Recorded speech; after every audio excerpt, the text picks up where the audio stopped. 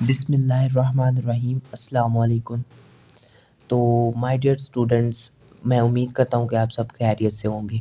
तो मैं ये भी उम्मीद करता हूँ कि आप सब मेरे जो प्रीवियस लेक्चर हैं उनको ध्यान से देख रहे होंगे। और अगर आप मेरे यूट्यूब चैनल पर न्यू हैं तो please subscribe my channel Ehsan Arshad biology academy.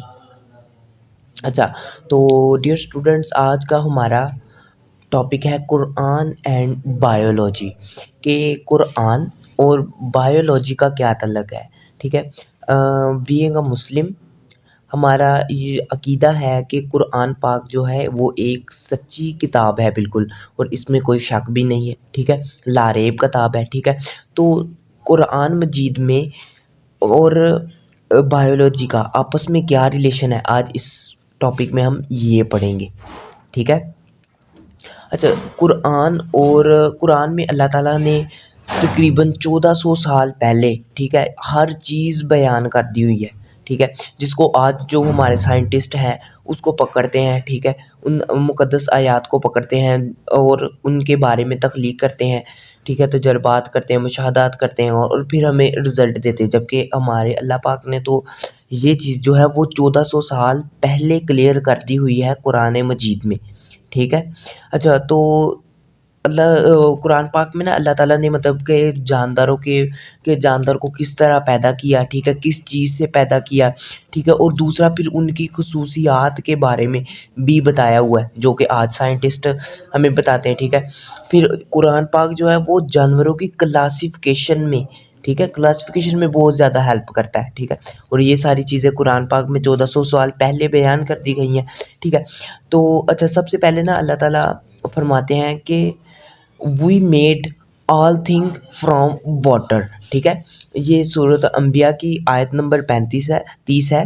ठीक है, जिसमें अल्लाह ताला फरमाते कि हमने हर चीज़ को पानी से पैदा किया। ठीक है, तो हम सब किससे बने हुए हैं? पानी से। ठीक है, तो अगर साइंस की रूह से देखा जाए, ठीक है, तो हम जानदारों के प्रोटोप्लाज्म जो है, ठीक है, उसमें तकरीबन 60 टू 70% क्या है? वाटर। ठीक है, प्रोटोप्लाज्म में 60 टू 70% वाटर है। तो इसका मतलब है ये है कि अल्लाह ताला ने हर जानदार चीज़ को किससे पैदा किया है? पानी से। ठीक है, ये कुरान का प्रूफ है। ठीक है, अच्छा, इसके बाद ना पहले पहले ना साइंटिस्ट का ख्याल ये था कि जो यूनिवर्स थी ना, ठीक है, इसमें नॉन लिविंग थिंग्स थी, कुछ भी नहीं था, बल्कि चंद एक एलिमेंट्स थे। ठीक है, फॉर एग्जांपल एच यानी कि हाइड्रोजन हो गई, और ओ हो गया ऑक्सीजन। ठीक है, ऑक्सीजन है, ऑक्सीजन थी। ठीक है, फिर उनका ख्याल था कि मतलब वो तो एक बिग बैंग थ्योरी कहते हैं ना। ठीक है, तो उनका ख्याल था कि मतलब कुछ आसमान से बिजली वगैरह गिरी।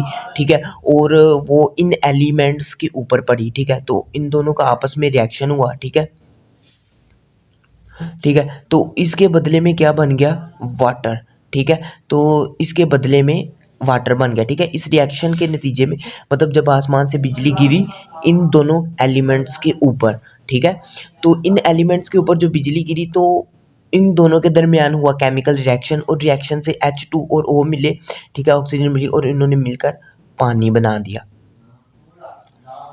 ठीक है, फिर आहिस्ता-आहिस्ता मतलब इस पानी में बैक्टीरिया पैदा हुए, लिविंग ऑर्गेनिज़्म पैदा हुए। फिर मतलब उनका मतलब था कि एवोल्यूशन होती गई और इस तरह इंसान मतलब पैदा होता गया। ठीक है, ये साइंटिस्ट का मानना है। ठीक है, अच्छा, दूसरी तरफ फिर अल्लाह ताला एक और जगह पे कुरान पाक में फरमाते सूरत रहमान में कि हमने इंसान को ठीकरी की तरह बुझती हुई मिट्टी से पैदा किया। ठीक है, कि हम तमाम जानदार, हम बीइंग मुस्लिम, हमारा ये अकीदा है कि हम सब मिट्टी से पैदा हुए हैं। ठीक है, और हम सब ने मिट्टी में मिलना है। ठीक है, अच्छा, फिर नेक्स्ट एक जो आयत है कुरान पाक की, ठीक है, सूरत अल मोमिनून में है। ठीक है, इससे हमें बिल्कुल ये इस चीज़ का प्रूफ मिल जाएगा कि हम सब जो हैं वो पानी से पैदा हुए। ठीक है, अच्छा, इसमें अल्लाह ताला फरमाते हैं फिर हमने इस नुतफ़े को खून का लोथड़ा बनाया, फिर हमने इस लोथड़े को गोश्त की बोटी बनाया, फिर हमने इस बोटी के बाज़ हिस्सों को हड्डियाँ बनाया या बनाया, या फिर हमने हड्डियों पर गोश्त पहनाया, ठीक है। तो इंसान जो तख्लीक हुआ है, मतलब हम इंसान जो हैं वो एक नुतफ़े से पैदा हुए हैं, ठीक है। ये बीइंग अ मतलब बायोलॉजिस्ट, हम क्योंकि हम बायोलॉजी पढ़ रहे हैं तो इसमें हम ईच एंड एवरीथिंग बयान करेंगे, ठीक है, कि इंसान किस तरह पैदा हुआ है, ठीक है। तो इंसान की हकीकत ये है कि बाप के जो मतलब बाप के जो फ़ासद माता होता है, मतलब जिसे हम नुतफ़ा कहते हैं, ठीक है। वो जब माँ की शर्मगाह में जाता है, ठीक है, बच्चादानी में जाता है, तो तब उधर जाके मतलब ये सारा डेवलपमेंट का प्रोसेस होता है और उसके नतीजे में बच्चा पैदा होता है, ठीक है। कि मतलब हम सब एक नुतफ़े से पैदा हुए हैं, ठीक है, एक नुतफ़े से पैदा हुए हैं, ठीक है। अब ये साइंटिस्ट बयान करते हैं कि मतलब जी सेल डिवीज़न होती है, एम्ब्रियो बनता है, फिर उसके बाद फर्दर डेवलपमेंट होती है और फिर मतलब कि वो बनता है, फिर एक फर्दर मतलब बेबी बन जाता है। और ये चीज़ अल्लाह ताला ने कुरान पाक में 1400 साल पहले बयान कर दी कि पहले एक पानी का जो नुतफ़ा है, ठीक है, मतलब पानी का एक जो कतरा है वो, ठीक है, मिलता है, ठीक है। उसके नतीजे में फिर वो खून का एक लोथड़ा बनता है, ठीक है। फिर उस खून के लोथड़े में से चंद एक हड्डियाँ बन जाती हैं, ठीक है, और फिर उन हड्डियों पे हम गोश्त पहनाते हैं, मतलब कि उस पे स्किन जो है हमारी, ये हमारा गोश्त है, ठीक है। तो ये इस चीज़ को अल्लाह ताला ने कुरान पाक में 1400 साल पहले ही बयान कर दिया था कि हमने इंसान को पानी से पैदा किया। तो नुतफ़ा क्या है, मतलब एक पानी का कतरा है ना, ठीक है, तो हम सब पानी से पैदा हुए हैं, ठीक है।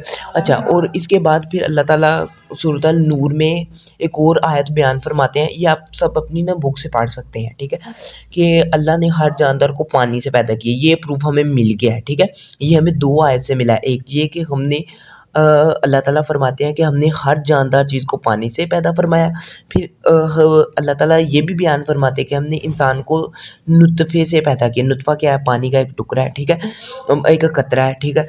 तो फिर अल्लाह ताला सूरत नूर में फरमाते हैं कि अल्लाह ने हर जानदार को पानी से पैदा किया, सो बाज़ इनमें से अपने पेट के बल चलते हैं। अब ये देखो, अब ये चीज़ आ गई क्लासिफ़िकेशन में, ठीक है? हम जानदारों की क्लासिफ़िकेशन करते हैं ना, कि चंद जो जानदार हैं वो रेंगते हैं, ठीक है? कुछ 2 पाँव पे चलते हैं, ठीक है? कुछ 4 पाँव पे चलते हैं, कुछ जो है वो अपने पेट के बल चलते हैं, जैसे साँप वगैरह, ठीक है? तो ये फरमाया कि बाज़ इनमें से अपने पेट के बल चलते हैं, जैसे साँप वगैरह हो गए, ठीक है?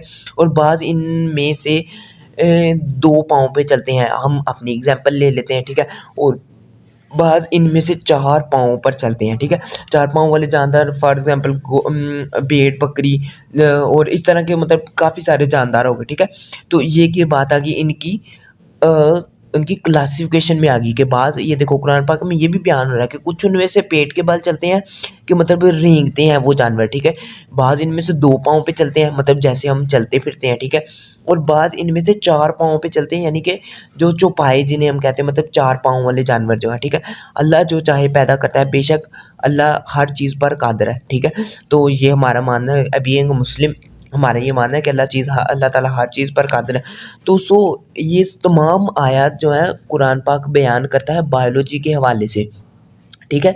कि हमने इंसान को, ठीक है, पानी से पैदा किया, ठीक है? इंसान की मतलब कि जो है वो इब्तिदा के किस तरह इंसान पैदा हुआ है वो बयान करता है कुरान पाक, ठीक है? फिर उनकी क्लासिफ़िकेशन बयान करता है, ठीक है? तो इस तरह मतलब हमें इससे प्रूफ़ मिलता है कि कुरान और बायोलॉजी का आपस में रिलेशन है, ठीक है? तो ओके, अल्लाह हाफ़िज़, मिलते हैं फिर नेक्स्ट लेक्चर में।